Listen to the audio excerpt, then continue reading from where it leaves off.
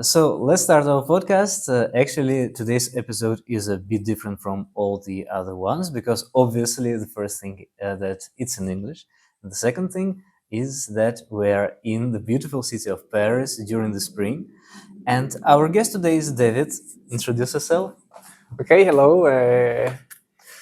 Well, I'm David Guerrero. I'm a colleague, a linguist of Sasha. We work together here at the Laboratoire de Linguistique Formelle in Paris. I'm a PhD student, and well, I'm currently working with one Australian Aboriginal language from the Northern Territory.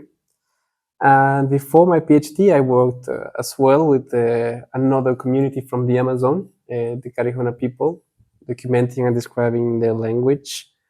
And well, my research and my interest in linguistics mainly focus on how language interacts with culture and with cognition, and particularly in non-Western societies, and also like the colonial stuff and different things related with language as well.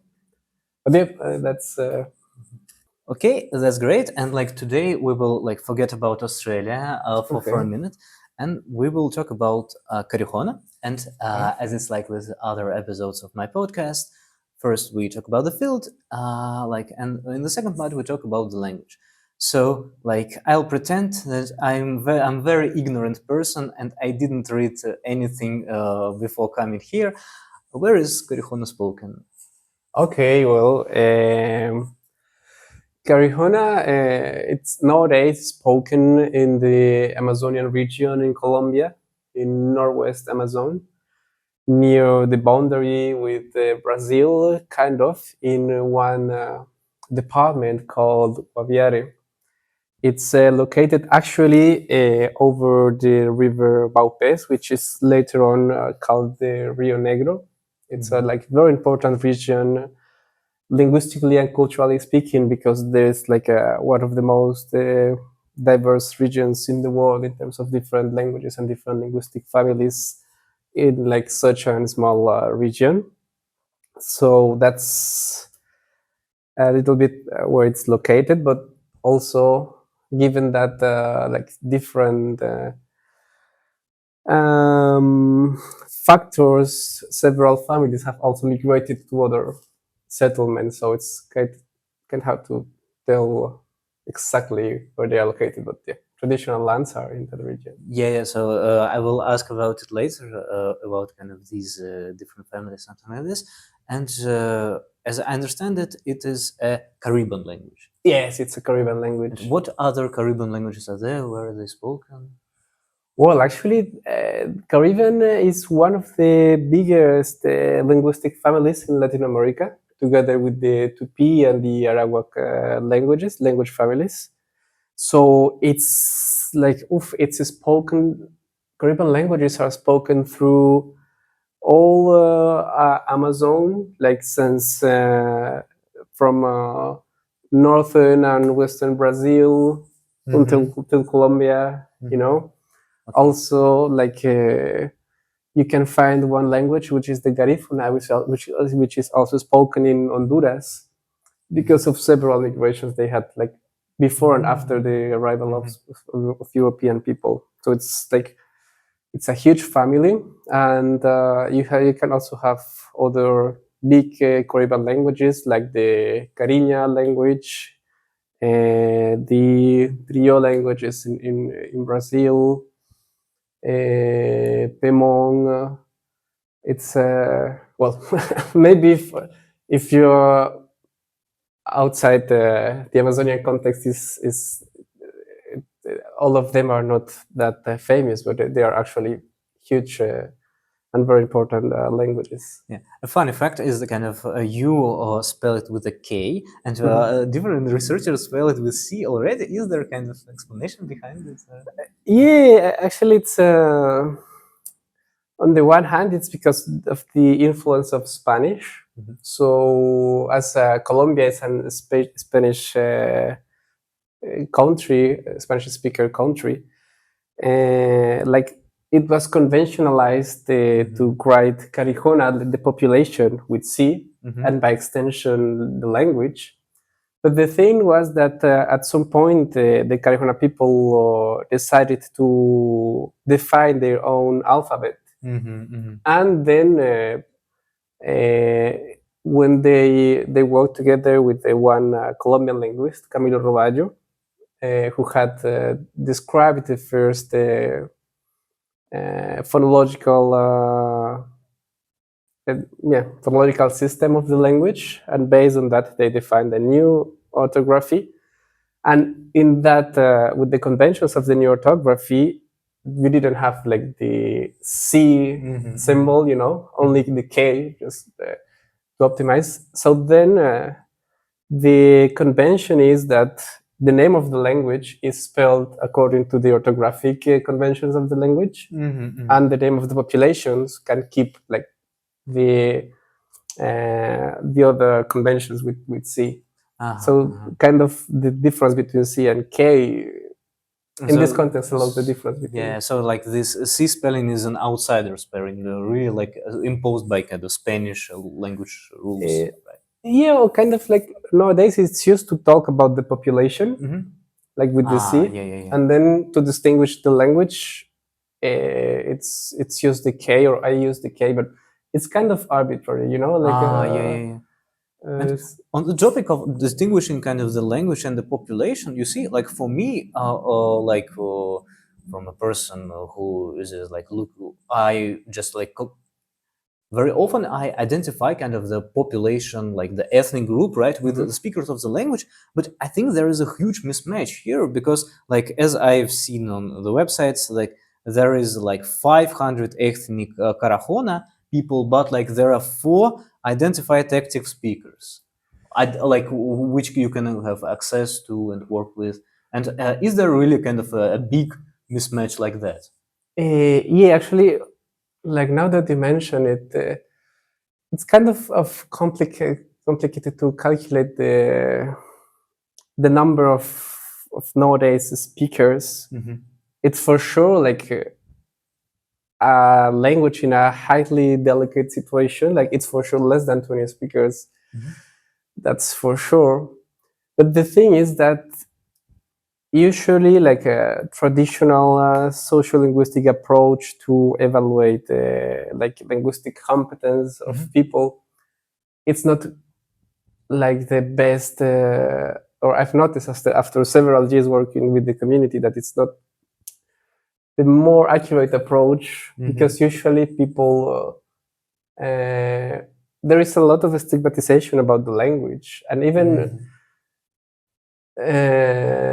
unconsciously people can also lie about how much they know about the language. So they can tell you, oh, actually I don't know the language, and then you see that they speak a little bit or they understand.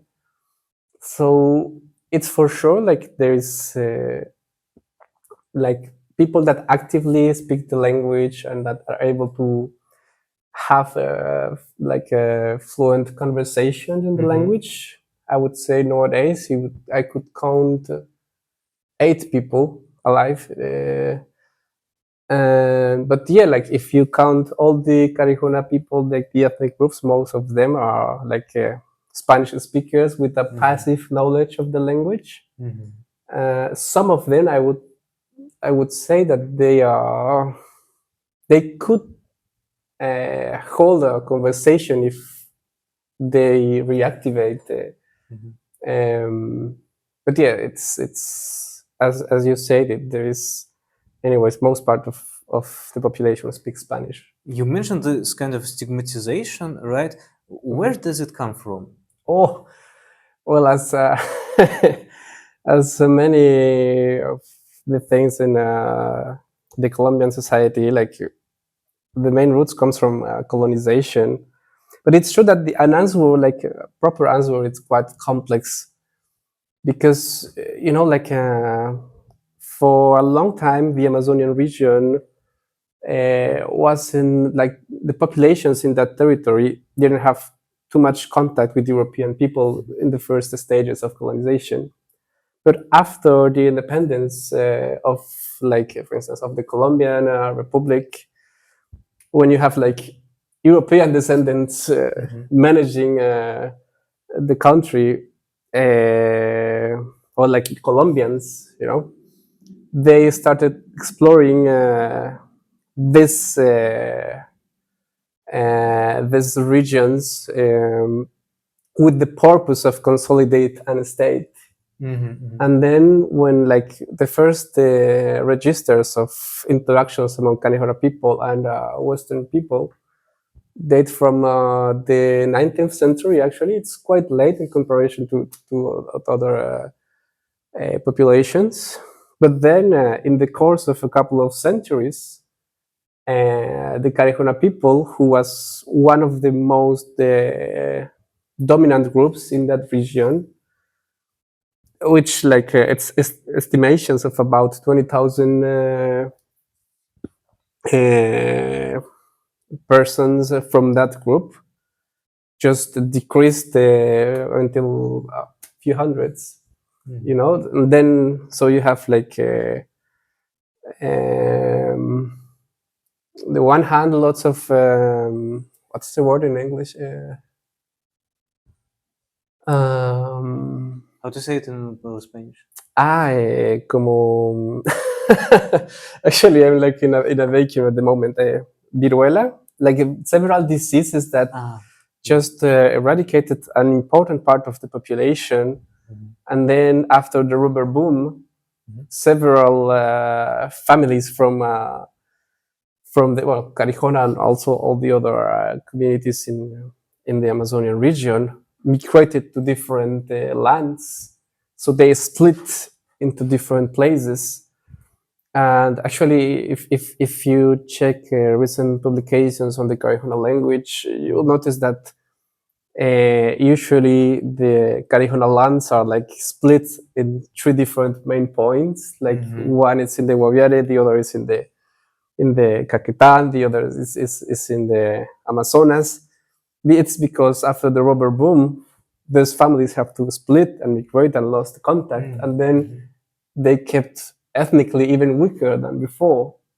And then among the 20th century, the inner conflict of the Colombian Civil War arrived, and of course, indigenous populations were one of the most affected groups in terms of all the different dynamics of war. So that like a population that was already highly affected by a historical process of colonization, then after war was like even more affected. And actually there is a very sad moment in the recent history of Karijona people, who was like one of the massacres that massacre is the word like that one of the like the army made to the Karijona people, and in the 80s they killed the last traditional what's the word, like not but kind of shaman. We would say like there is another word, but we could say like kind of like the spiritual leader. The last one that kept all the knowledge was murdered, and his son, who was the one who was inheriting that knowledge, was killed as well. So like even from the spiritual point of view, they lost the last traces, of their knowledge. So you can see there is a quite long and complex process that nowadays is deriving that. Yes, and kind of these events seem very recent. And were you treated with suspicion as like someone from the outside? So like, did it take a long time to like earn the trust of these people? Yes. I mean, which is completely understandable. Like, you arrived as an outsider, and of course, the first thing they think about you is that you're a white person. So like the first challenge is that Karijona people will look at you, or well, let's say many people in the community will look at you, not all of them, but many of among them will look at you as the white guy who wants to steal their knowledge to get rich, which it's kind of true, you know. Like if we put this up with some perspective, it's like it's true that I mean you don't get rich with linguistics, but it's true that you capitalize over their traditional knowledge. But then there is the image that they have is that you're gonna go with all the knowledge to Bogota, the capital city, and then get lots and lots of money because of that, which is like a huge challenge. Just to show that things are not in that sense. But the other huge challenge is not directly with the Karijona people, but with, let's say,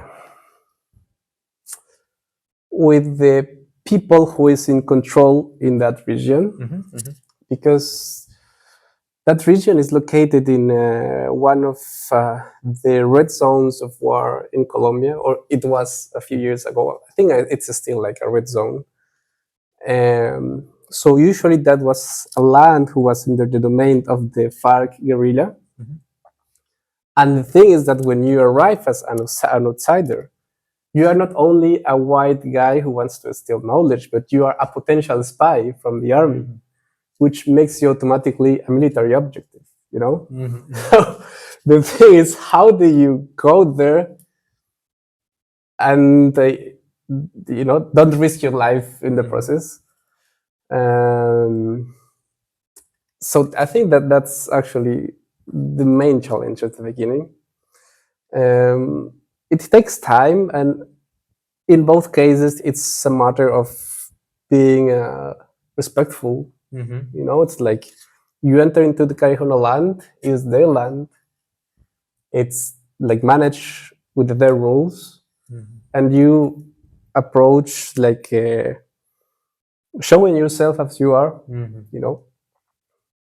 And also, like more globally, if you arrive to the FARC territory, it's like you enter into a new country as well. It's like you can enter in France if you don't have a visa. It's kind of like this. You have to go there. You have to present your letter. You have to see who you are to the commander, you know. And it's like, yeah, look, I'm at that time I was a student at the National University of Colombia, so I have to tell who I was, what was my project, show that I didn't have any political interest in and then it's always tense. The first the first visits were quite tense, but after a while, when people already knows you, it gets better. And like a related question to that, did you travel there alone or with some like colleagues? The first trips were with the colleagues, like with this professor I mentioned before, Camilo Roballo. He was my supervisor during my BA and my MA. And so he had already worked before with the community in the 80s. And so he already has some links with people, like people knew who he was, and it was definitely better. And he introduced me to the elders. And then the first time here, I went also with a friend and colleague who was studying with me. But it was the first time. The second time I went alone. And like if we count all your trips, how much time in total do you spend there?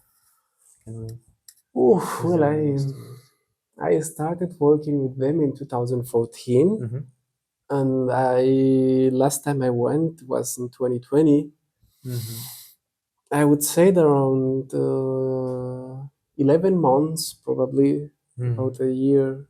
Like, but it's quite hard to tell because I had like 4 or 5 long field trips for like 1 or 2 or 3 months. But there were also several short trips from a couple of weeks. I see. Understand, because like I'm asking because like in Russia there is a whole another tradition of field trips. So these field trips are collective. You have like 12 people coming to the region. They stay there for like 2 weeks. They mainly like elicit a very narrow, I don't know, grammatical topic, like about like alignment in or like this postposition on, and like they like ask it, then publish an article, then maybe come the next year or don't come the next year. It really depends. And so like in if you are lucky, you can like publish I don't know, um, uh, grammar based on kind of these collective grammar from 20 authors, and it's really different from like what happens in other parts of the world here. So that's what I'm asking. And if we like return a bit to like the Carijonas themselves, rather than kind of your relation to them, how would you describe their lifestyle? What are the profession? How do they live? Okay. Oh, I think I have to restrict myself a little bit because I might spend hours talking about that. I would say nowadays among the Karijona people there is like a uh, separation of two different social spaces. On the one hand, you have like the traditional or the local social space linked to the indigenous knowledge, indigenous practices, and you have the white Western space, which is basically how they deal with interactions with white people. And like both, like those two spaces kind of cohabit in the same land, you know. So you have that in what concerns the white or Western spaces. Of course, they have like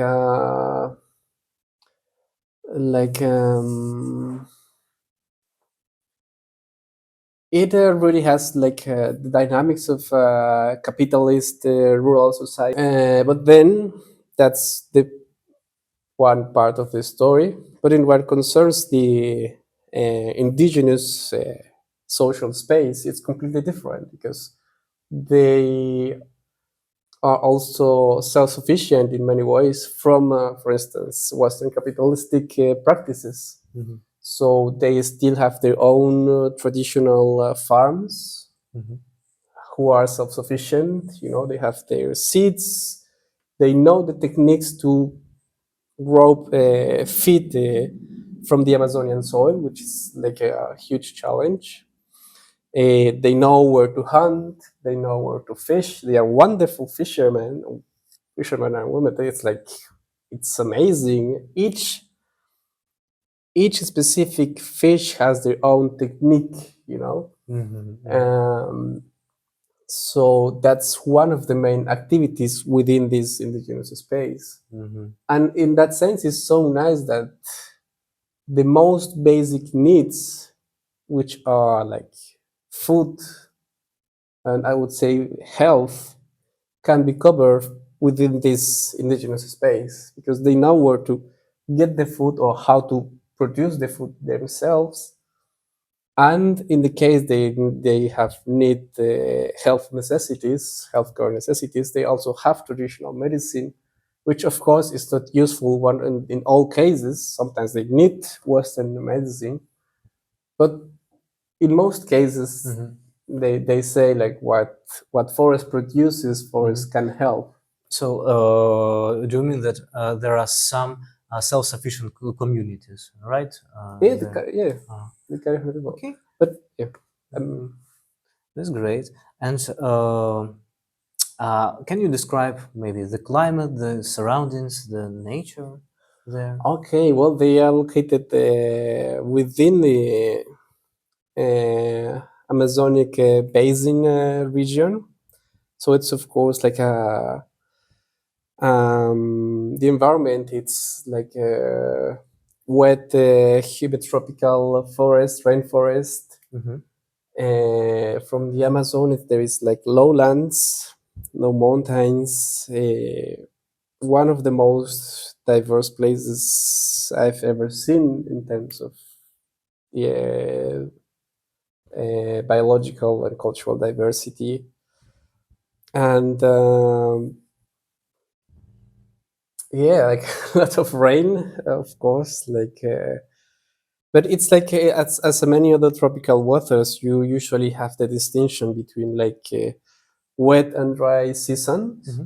Well, it's kind of more complex than that, but you can classify that, and people organize their practices, well, again within the indigenous space, like the traditional practices are organized according to the organization of time. So certain activities are done only on specific moments of the dry season or of the wet season, and it's like it's amazing how integrated are like traditional practices with the environment.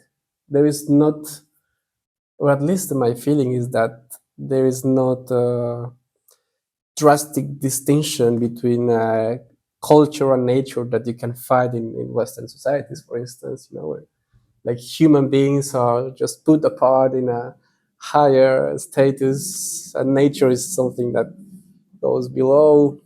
But it's not only in Karijona, but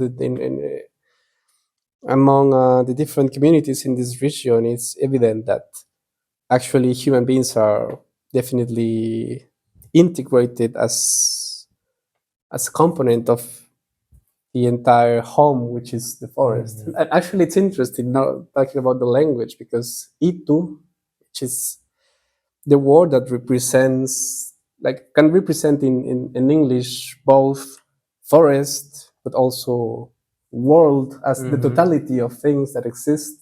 Mm-hmm. It's covered by the same name as the forest. Mm-hmm. You I know, see. so it's you can also see how some traces of how important it is for them.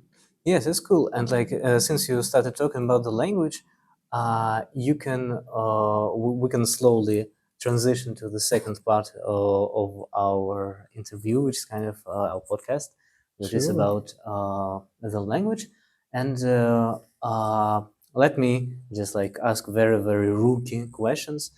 So we have already established that this language is from Caribbean language family, Mhm. right? And like when I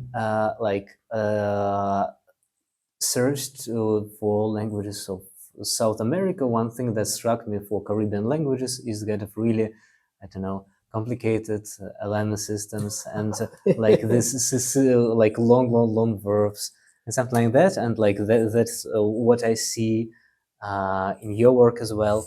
And can you give a brief typological overview of this language? Okay, about Karijona. Yes, as you said, it's a language with let's say, a highly synthetic morphology, especially in what concerns nouns and verbs. You have lots of information contained in verbs. You can have agreement of object, of subject. You can Mm-hmm. have marking of tense, of aspect, and both person and object, a person and number can be expressed through verb, either for object of or subject. Mm-hmm. Mm, and in the case of nominal words, of known words, you also have that, for instance, possessive constructions. Mm-hmm. Usually, I mean, like simple nouns usually are morphologically simple. Sorry for the redundancy.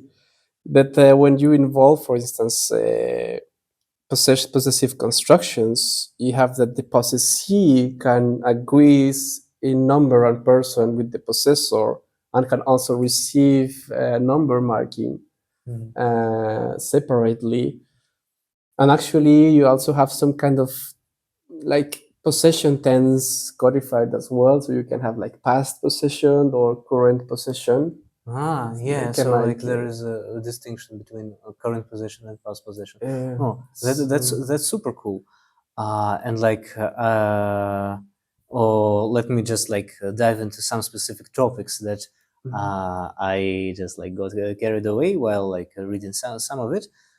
So I was taught that kind of the most interesting thing, one of the interesting things about like morphosyntax is alignment system, and this there is this really very curious here because like if I understand it correctly, then kind of the for the first person singular, I'm afraid to use singular here. Let's say singular. Okay. The first person singular, you have ergative alignment in terms of indexing, right?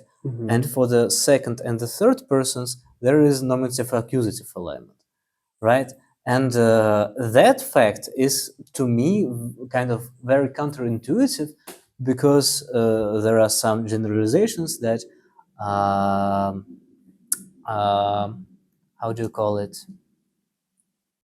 That the split derivativity. like whenever you have,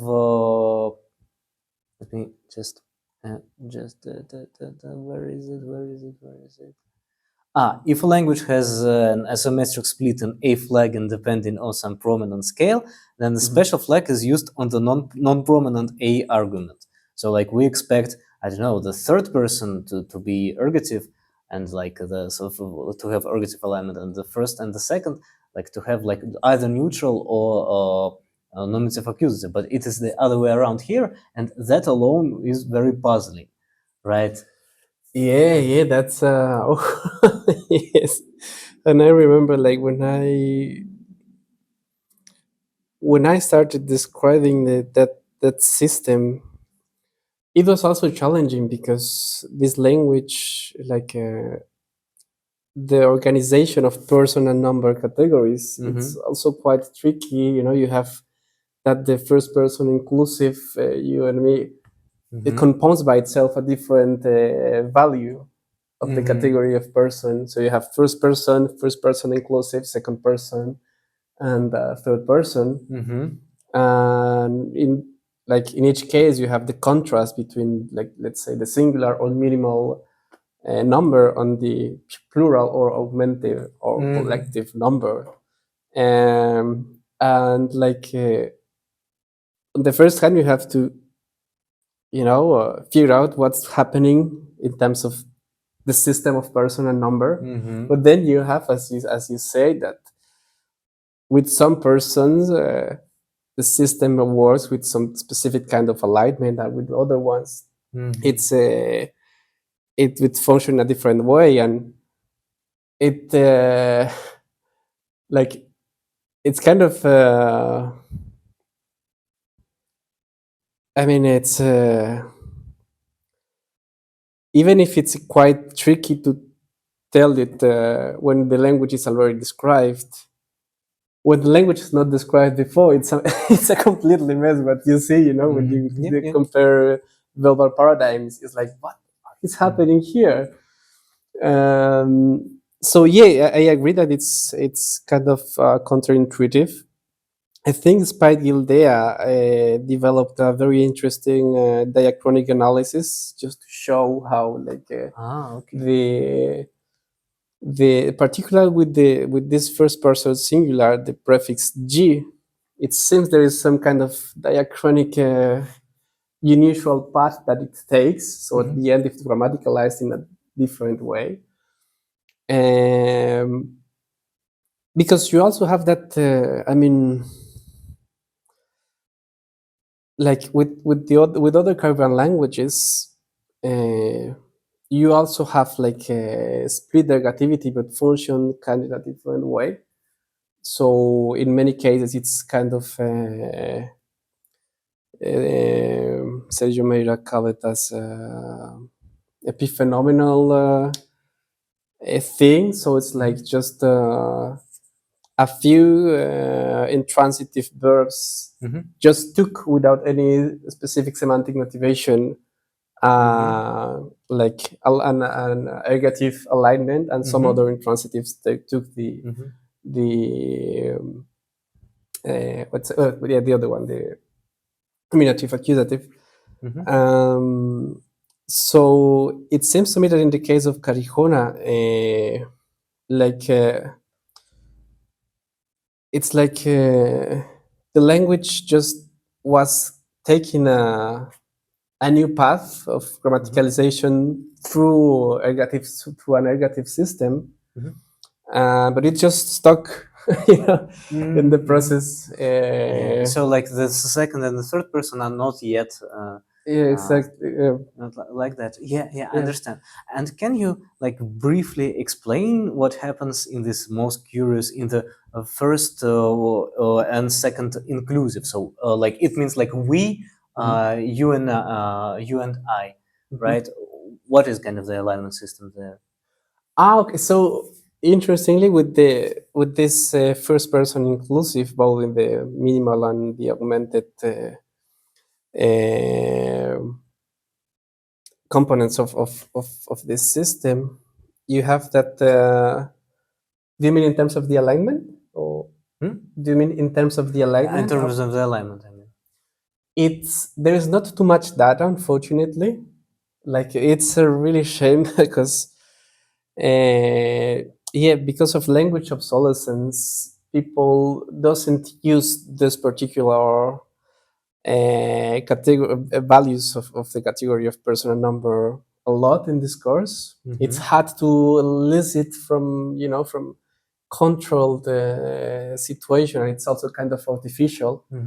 So it's like it's not easy to get naturalistic data to know what's happening with first person inclusive. But what I mean, what I was able to see is that it seems that the first person inclusive works as this epiphenomenal alignment system from other Caribbean languages. So certain intransitive roots took the object prefix to express intransitive subject, and some other intransitive roots took the same prefix of the transitive subject. But there is no a clear semantic motivation to propose another different. Yes. When I like read parts of your thesis and looked at it, like I was like, oh my god, this is just like this distinction between unaccusative and unergative. But then I made looked at what verbs actually, what is the semantics of these verbs, and the verb die takes ergative alignment. Oh, wait, it cannot be like that. No, okay, I trust it's doesn't have like correlates to it. So it's a split S system, which is like very strange like that. Just a brief note. Like, I mean, there is like, I'm quite sure there is lots of stuff to revisit from my thesis. It was long ago, and I didn't have like too much I was actually the only one in Colombia at that time working with the narrative linguistics, so I'm pretty sure you can notice there are several technical issues right there. Actually, it would be great if you're interested to revisit and try to make it more accurate theoretically. But yeah, at the times I did the best that I could. But you did great. Oh, thank you. Yeah, and what I kind of really enjoyed, but it's my perspective, is kind of that the personal and number agreement markers are distinct.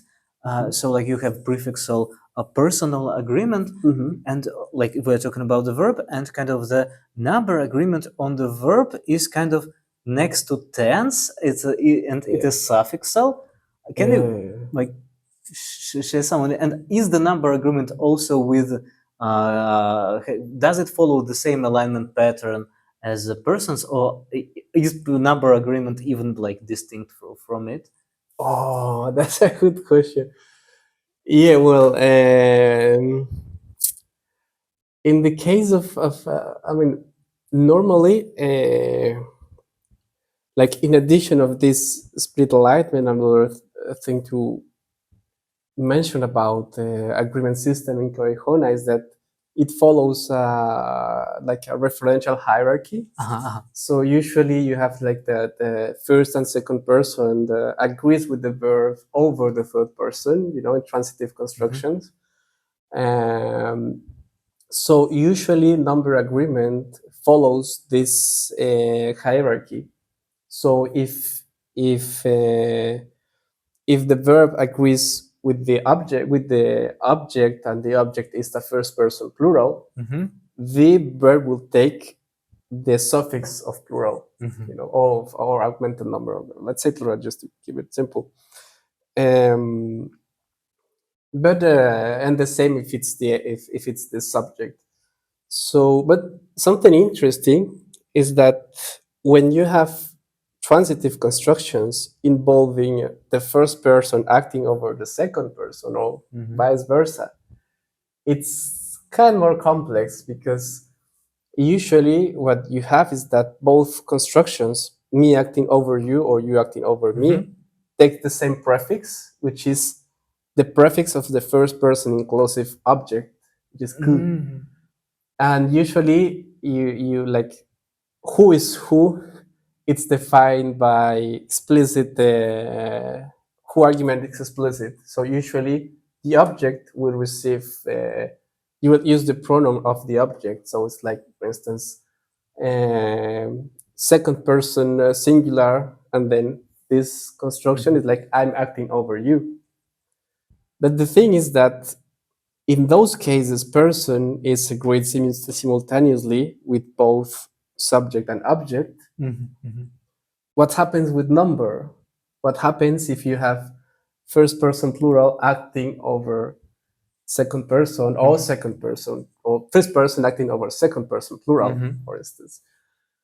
There is not too much data, but the instance I've seen so far is that usually verb agrees, like there is a referential hierarchy for person in which like speech participants are preferred over third person, but there is also a referential hierarchy in which plural number agrees over singular. So the verb will agrees with the argument that it's plural. Yes, given that kind of it is equal on the yeah. So Yeah. The first and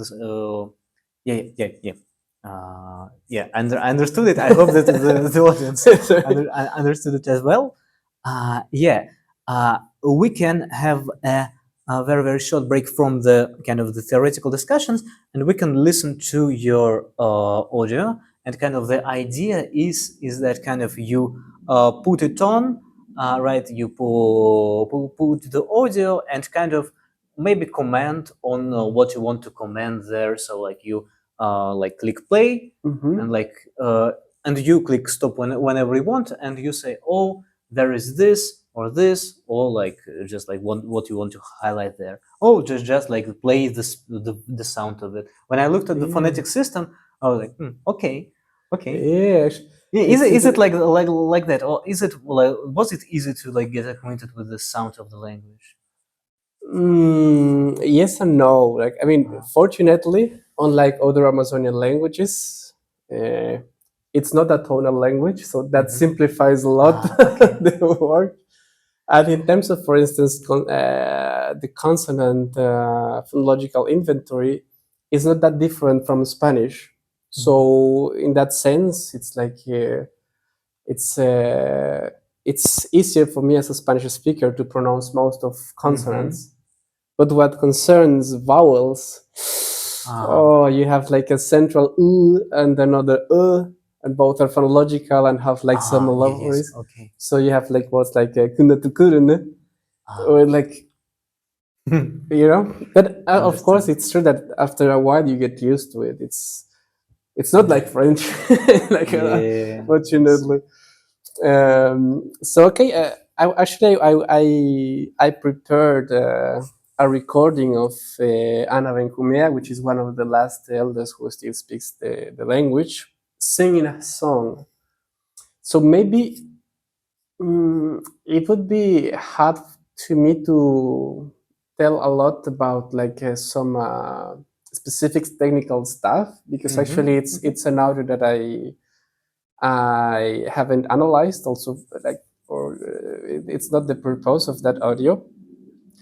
But I could maybe show a couple, say a couple of things about that. Yeah, and we can Actually, listen to it. sure. Let me put it down. So just to bring a little Yo bit of soy context, sabedora. this Yo was voy a cantar una canción de Karijona. this is like in Yo voy a cantar. Spanish now. Kuneho ha, kuneho ha, manatoy keke. Tutukane, tekine, atay keke. Donc, so um, usually these types of songs are improvised by people or were in the in the past when the language was still actively used. People used to sing to tell stuff. In that case, it's the combination of a documentation project to start like the first efforts to revitalize the language. So those are the testimonies of that project, how they felt, and all this kind of stuff. So she's doing this song kind of as to celebrate what happened with the project. And usually these songs are yeah, improvised, like just they start like just talking with rhythm kind of.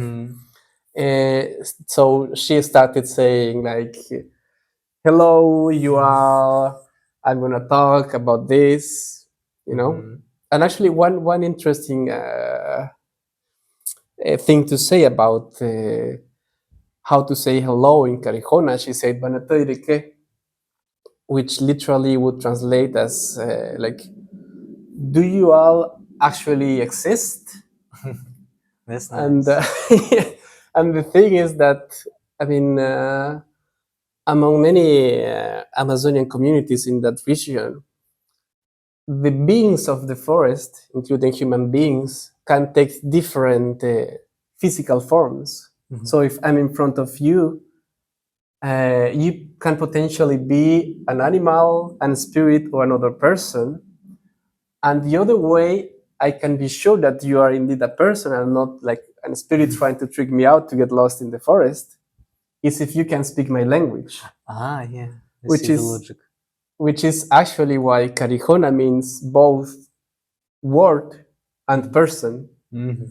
So if you can speak the language, you're a human being. So I ask you in language, do you exist? And you have to answer me, which means yes.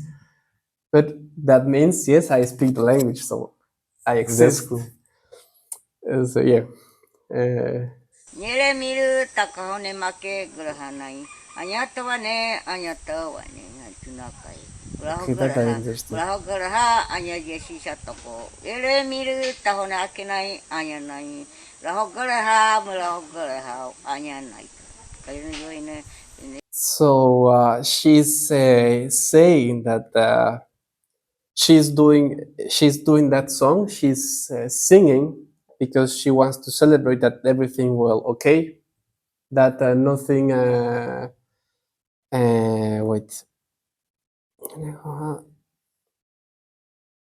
She's done. Take care. But yeah, yeah, that everything went okay, and then wait. Yo ine, ine kae, kae ne kae. Kureo ha mukaere he tumara mara. Ojija ka jiwa meke tumara e mukaere tamara ojija. Uji wala garaha anyare miru naita pa. kaina kaina yakabaru setawane abuwane oyatawane ojeremiru tasegaraha abuwai wai kaina na yutin wane mashuri kabaru setokene ojawa kaina molotowane karamae mala ujawa oh cheke wa jiwara jeremiru tawane jiwa meki. Well, she like I must confess I can't understand 100%. Unfortunately, I hadn't worked with the Karijona like since the last 4 years. But the stuff that that I can understand, it's like she's also mentioning the different stories that they recorded as part of this project. And she's mentioning like there is a couple of them that talks about some specific animals. So she's like mentioned a little bit, we did this work, that's what we did, and that's why I'm singing. And not sure if you notice that she repeats a lot the word "remiru" or "jiremiru," which means like I'm singing to you. Ji is the second person object, prefix.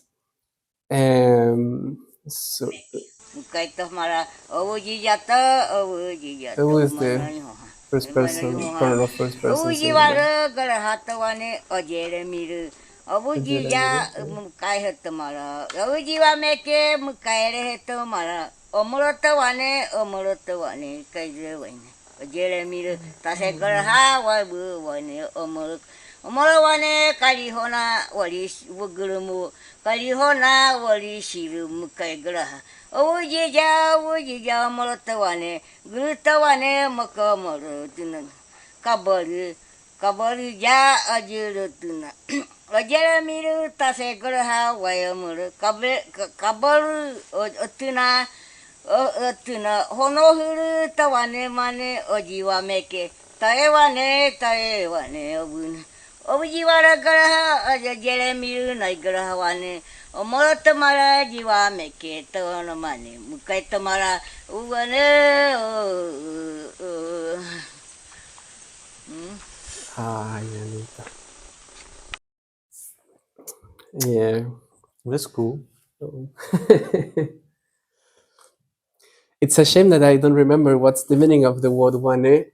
I'm sure it's a verb, but I don't remember at that moment. But that she repeated a lot that word. But yeah, that's Yeah, it's a nice song, and basically, just I have a bit more questions, but after listening to the actual song, to the actual recordings, it's hard to think again about very formal or like very theoretical stuff. But still, when I read your thesis, so like your work, like which is maybe supposed to shed light on some novel data from an underdescribed language, right? It still featured a lot of minimalist assumptions, and so some people argue for like if you are describing something new, you want to make it as accessible to the like general linguists as possible. Do you agree with that? I think I would do a few remarks about that. The first of that is that I would modify linguists by like the priority. I think is not at least for me what like about linguists, but about what persons like what the traditional owners of this language can do with that. And that was actually one of my main concerns. Like, yeah, this stuff it's hard to read even for specialists if they are not doing native linguistics, but it's even more for like someone who doesn't have any training as a linguist, and that's something that I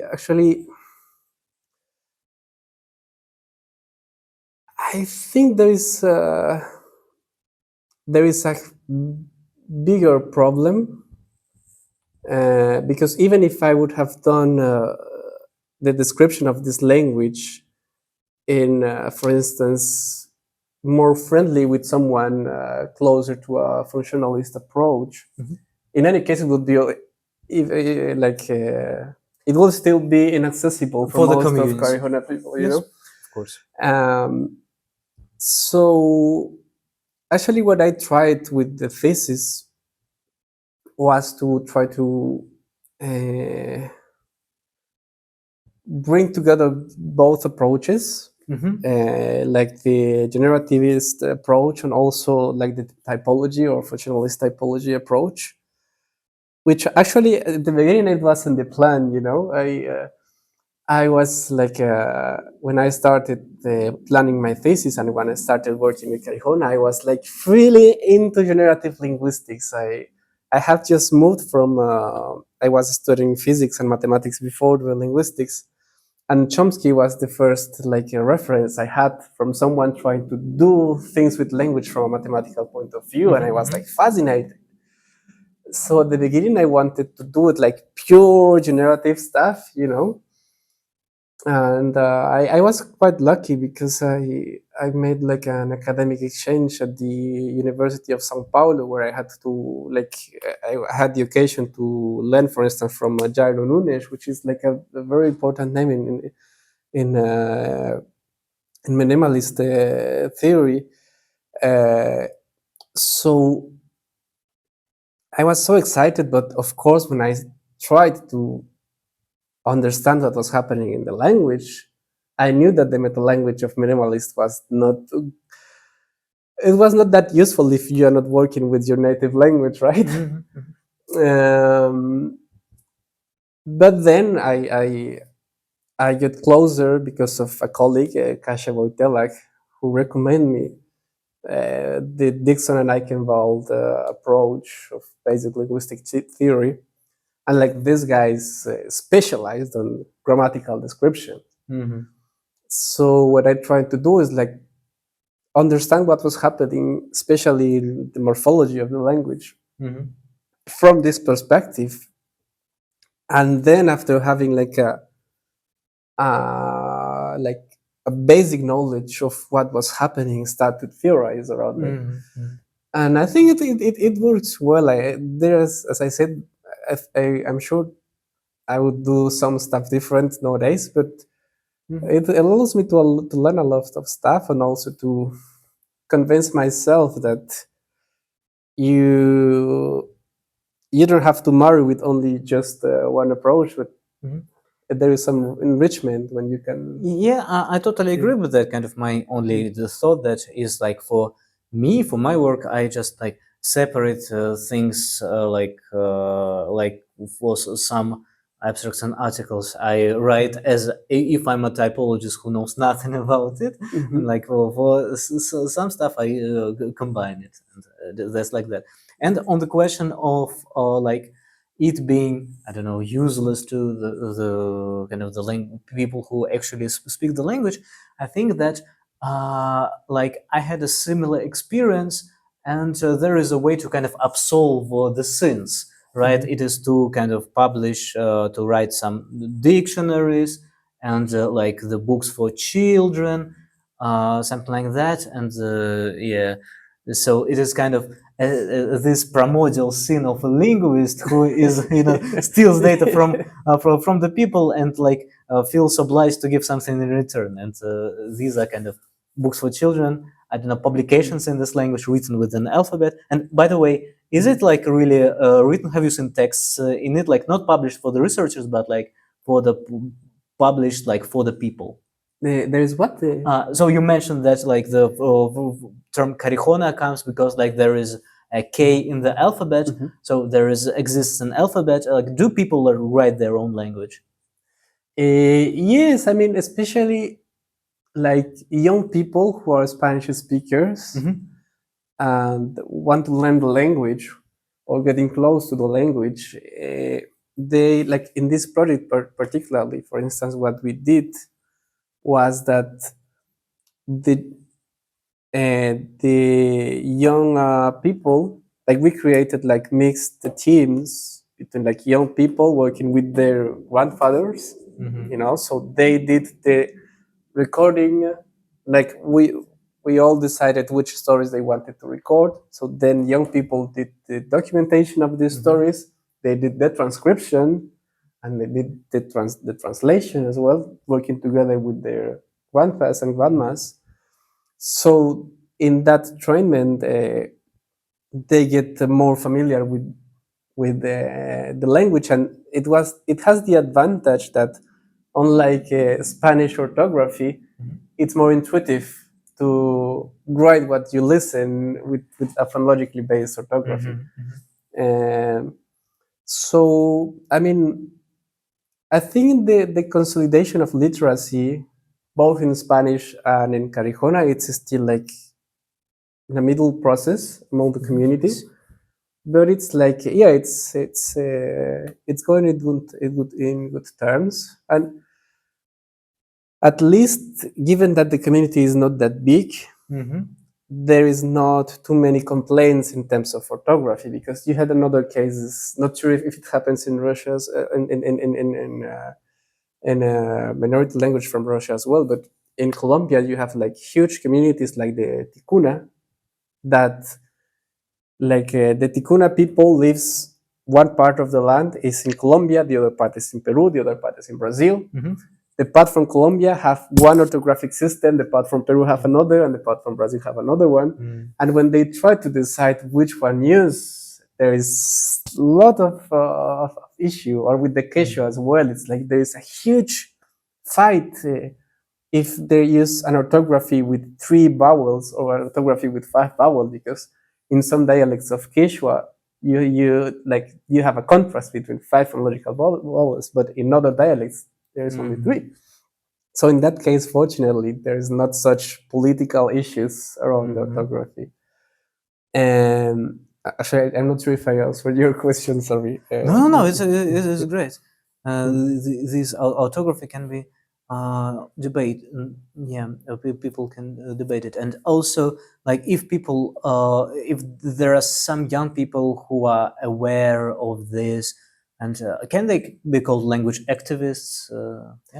Yeah. I mean, the thing is, when I think it's more interesting in the Colombian context, at least, is that it's evident since you arrived that, I mean, the issue of language lost is not at all isolated from all the other social political issues, and you can't expect the language to recover if you still have people like suffering from war or suffering for access to food, or so it's kind of being a linguist activist means actually being an activist of lots of stuff, even if you are a local activist or an external activist. And in my case, I can't be only a linguist when I go there. It's kind of irresponsible as well from my part, given that people is requiring or it's asking from me as well to support, for instance, the interactions with the government, to build projects, because I even in many cases, even if they know how to write or how to read, one thing is know how to read, and another thing is follow the guidelines of the government to present a project that can receive funding. And and if as part of my activities I can also give a hand with that, it's also another ways in which I can more directly give back, of what they are giving to me as well. And Yeah. I agree with you, but like just to be a little bit contrarian here, like it is also your responsibility to kind of acknowledge that you're an outsider and like that do you like encourage people to do it with you as well? yes, of course, yes, totally agree. I mean, I'm not saying like doing The white everything guy from them. comes from the capital and Of course, yeah, not like a white savior of anything like that, but it's like they use a concept that I liked a lot, which is like learning in spaces, which is like within this space, I have some knowledge that is valuable. You have some knowledge that is valuable, and we build together based on our own specialities. So, of course, the objective in each project, when we take this collaborative approach, is not only like contribute from your knowledge to a specific situation in the community, but also transmit your knowledge and also learn from other people's knowledge. Because it's also and something that they've taught me. One of the very important things that they've taught me is that, like academia, like at least in the first instance, or at least talking for me, gives you the fake impression that you have uh, like you have some true knowledge, like true objective knowledge, and you arrived there and you realize that it's actually not the case, and that for instance, linguistics meta language is not the only way to know what the language is, you know, and you can actually, it's very important in my way as well to criticize or to have like a critical posture, in the sense that most of the theoretical reference we have, or at least in Colombia, it's people like white people from Europe or USA, you know, or Australia, but like from the global north, and it's like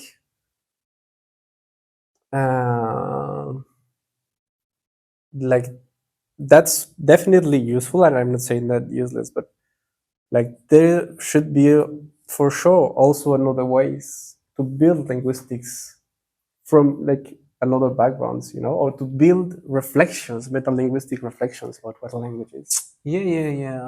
I think I'm sure here, and it is very difficult to like capture the intuitions of people, like to about reflections, like about the language, and kind of to integrate it into your work. I think that is the part like which is like very hard for us linguists, but for the culturologists, for they kind of readily adopt the kind of the views of people, the reflections of people about their communities, and like for the anthropologists, for example.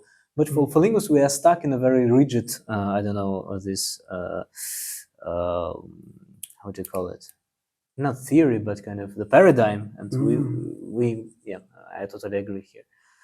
Okay, thanks for talking to me. It's been a little bit more than an hour. Oh, you know, thank you. And sorry if I extend a little bit with my No. answer. It's been great. So, guys, like, subscribe, and I hope that the further episodes will be there. Bye.